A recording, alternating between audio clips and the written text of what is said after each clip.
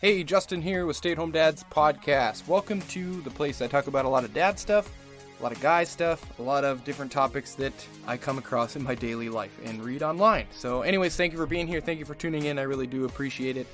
Now, today's episode is kind of a special episode. I actually reached out to an old childhood friend of mine. We've been friends for 20 plus years, and he agreed to come on my show and just have a nice little conversation with me. We talk about being friends for such a long time. We talk about our childhood. We talk about him and getting into the field that he is in now and what it took for him to get there. We talk about dealing with people and dealing with customers.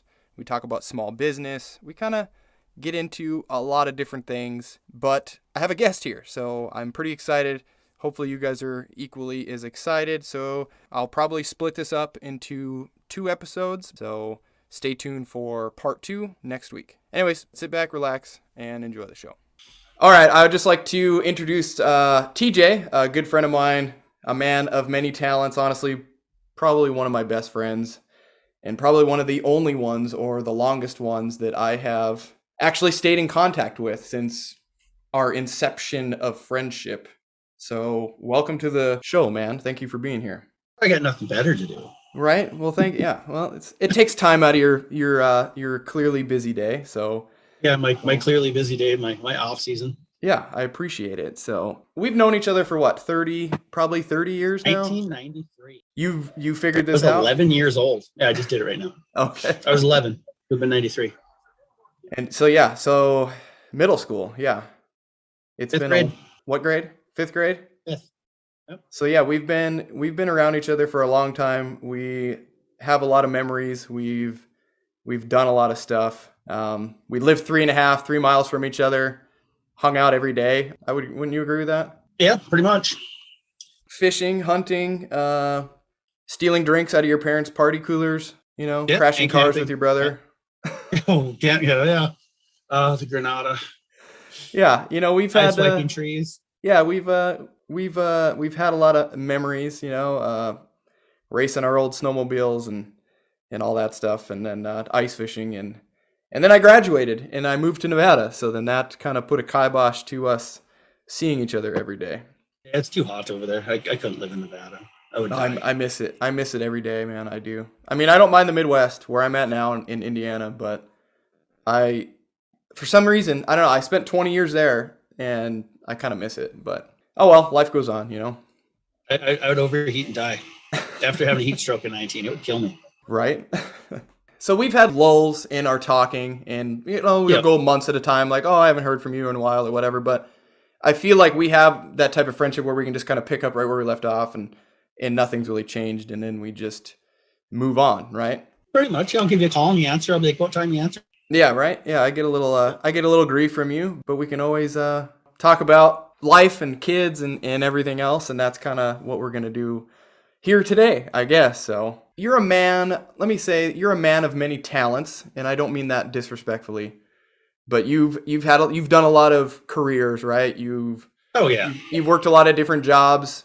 I mean, you've done everything from manufacturing and sales and welding and manufacturing, sales, bartending, butchering, and cooking, bartending, cooking, fishing, waiting, probably every branch of the service industry I've dabbled in, and various kinds of manufacturing.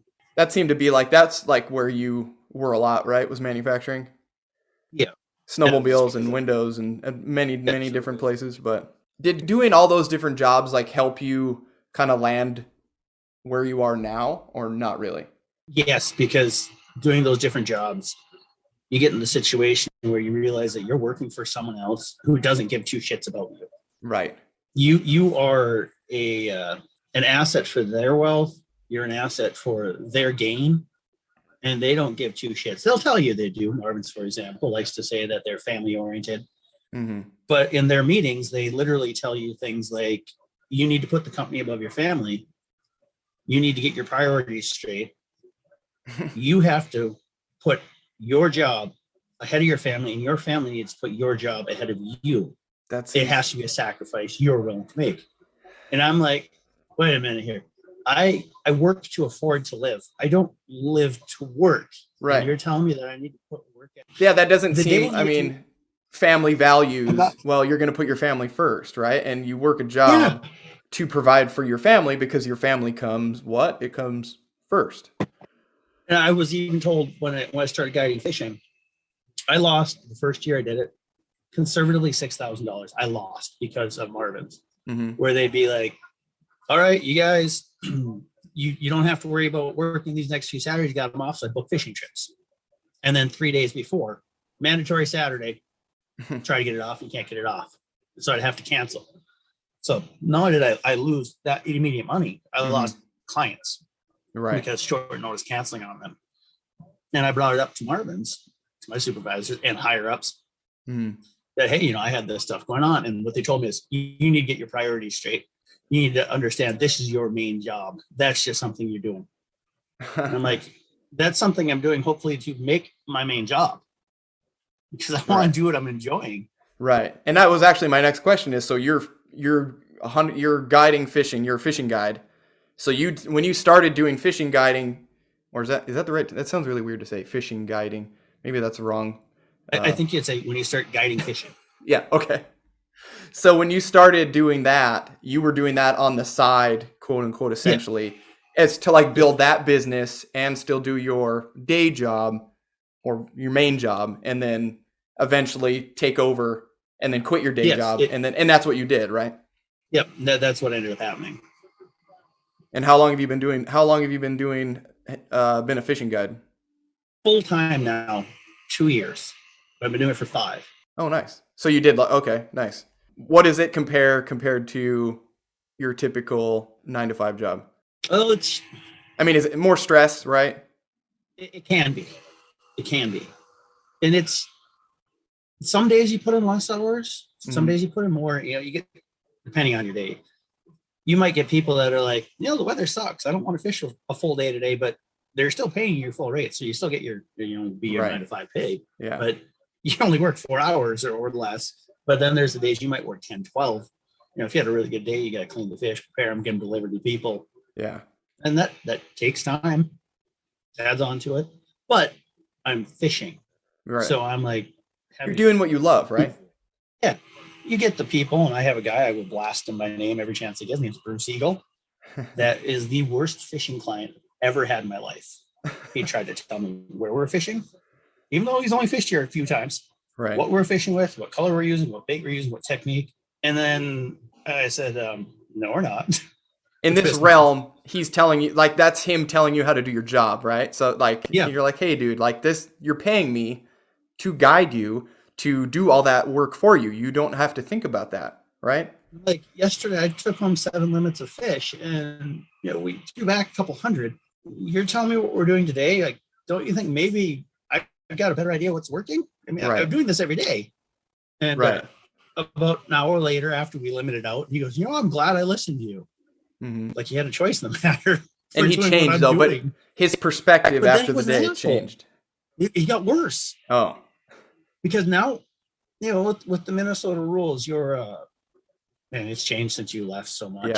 Yeah. Like now we have a 6 walleye sauger aggregate limit with no more than 4 can be walleye. And your daily possession limit is your possession limit total. So you're allowed in your freezer, you can only have 1 daily limit of fish. So you can have your 6 walleye sauger combined. That's it. And it used to be much more, like 2 or 3, wasn't it? There used to be no possession limit. We used to have a 12 fish limit. Yeah. Like when you moved away, we were still at 12 fish limit. Okay. And there was no possession limit. So now we've got that. And he's trying to tell me that they didn't have their limit. And we keep track. So we know what, people have. Because it's my license that's on the line. And because I was running for Sportsmans, their business gets fined. I would get fined. And both our fines are bigger than his fine for being over his limit. So he kept trying to say, I ate fish last night. Like, oh, you ate fish, did you?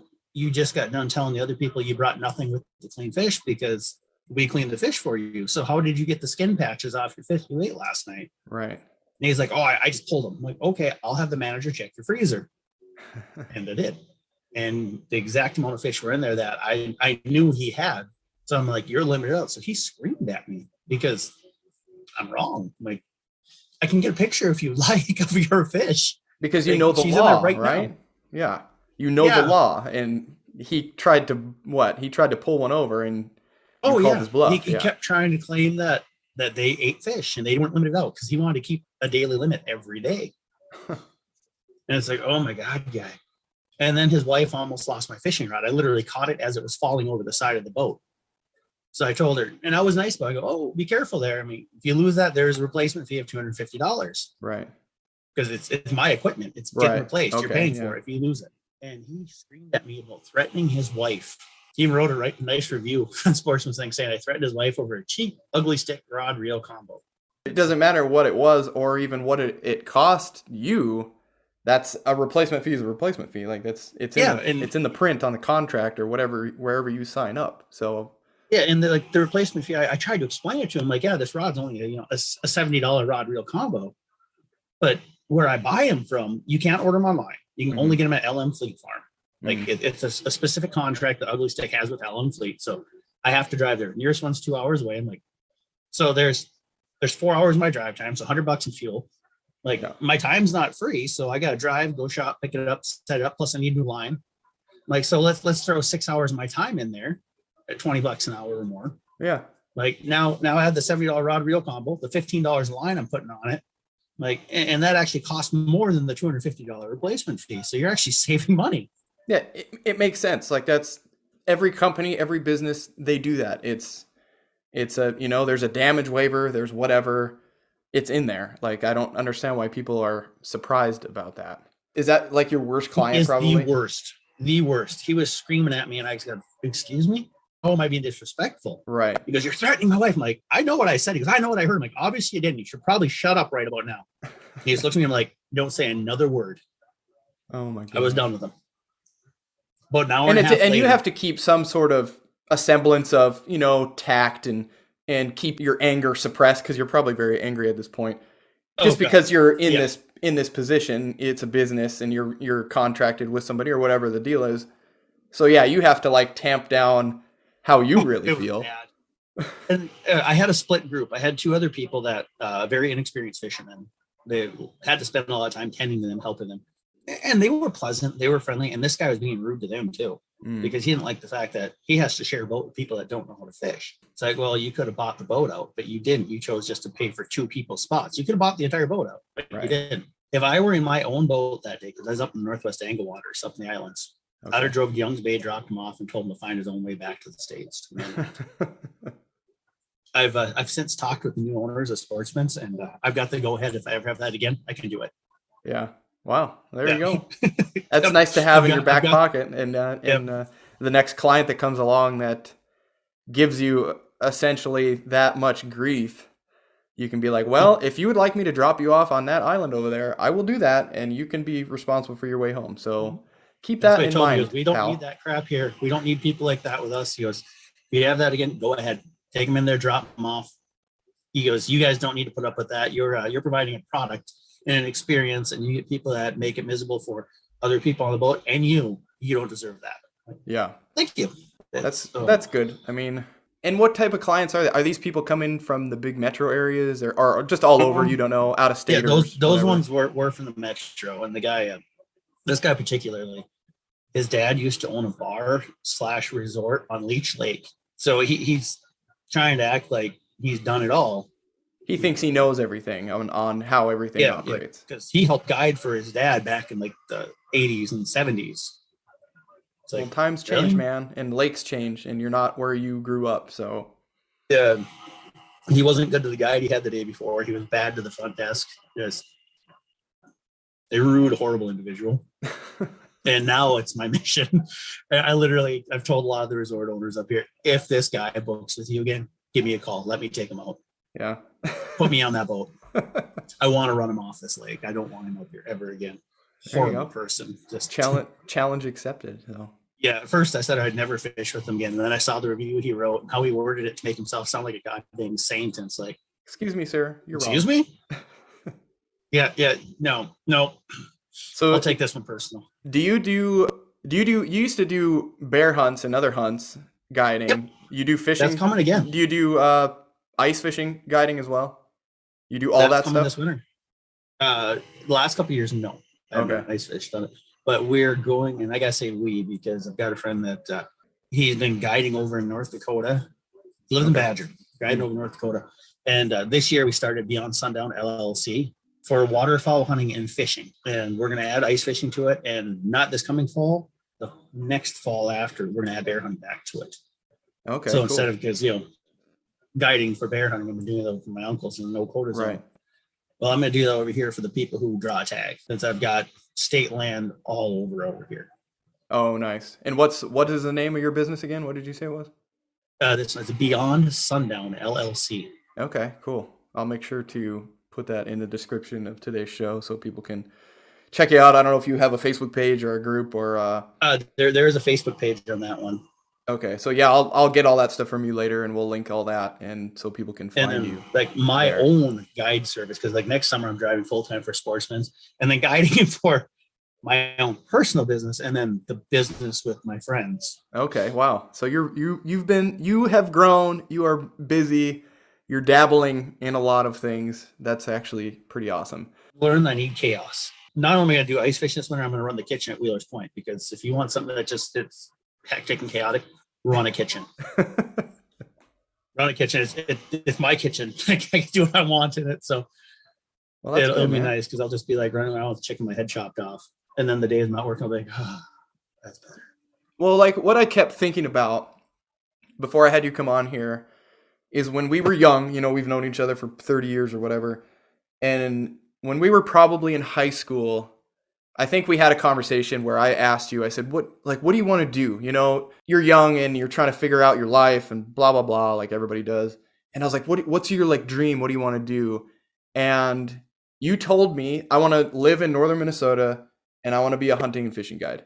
I'm pretty sure you told me that. I don't think I'm dreaming, but you told me this. No, that happened. That happened. I wanted to fly an F-14 for the Navy, and wanted to start that. I wanted to be a hunting fishing guide. Yeah. Part of me was like, oh, come on, dude, get your freaking head out of the clouds. You know what you say when you're young, go get a normal job, blah, blah, blah. But now it's like, look at you, dude. You said that when you're 18 and now you're 40, and it just, you made that happen, and that just really impresses me that you accomplished that. You got to feel pretty good in that aspect.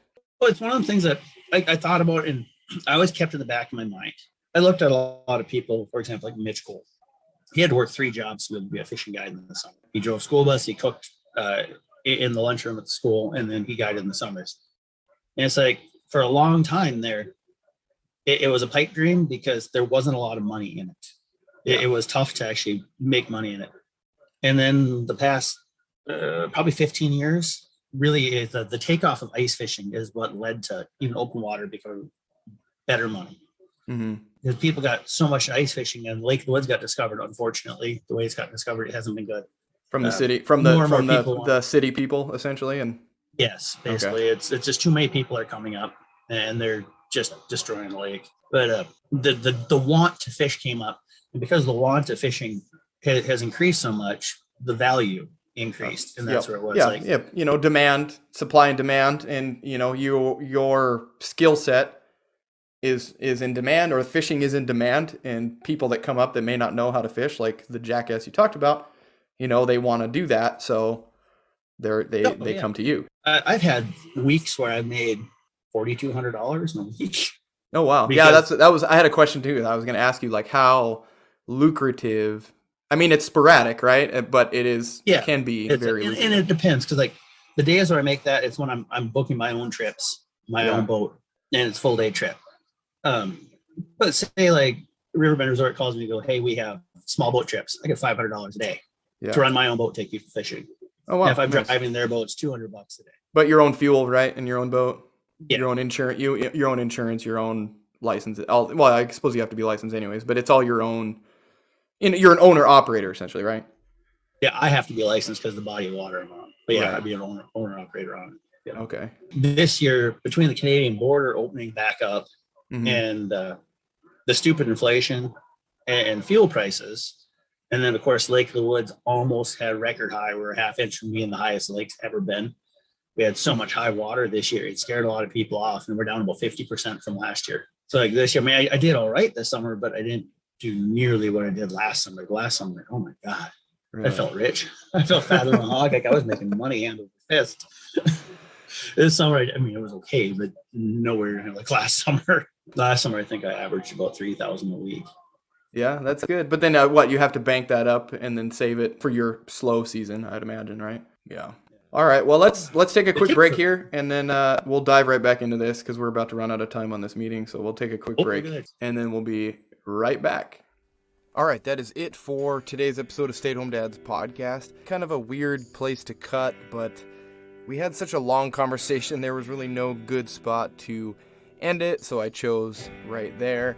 But yes, we're just scratching the surface on this, getting into it with my buddy, just having a nice conversation. Sorry, no real dad talk or dad tips or anything like that. I just thought it would be interesting to hear someone else's perspective, see what they do for a living, and maybe learn something. I don't know a whole lot about guide service and this type of things that he's doing, and maybe you guys don't either, so maybe it'll be an interesting show for you to listen to. Anyways, this is part 1. Part 2 will be next week, so stay tuned for that. Also, if you have any questions for me or my buddy TJ, please leave them on my social media or go over to podbean.com and leave a comment or a question over there. I'll link all of TJ's businesses and websites in the description of this episode, so you can go check them out. Maybe you want to book a fishing trip, maybe you want to book a bear hunting trip or something like that, so please do that as well. Go check those out. Also, if you know anyone that would benefit from listening to this show, like I always say, please share it with them. Let them know they can grab it on many of the streaming platforms that podcasts are on. All right, that's all I've got, so thank you for listening, and I'll talk to you all next week.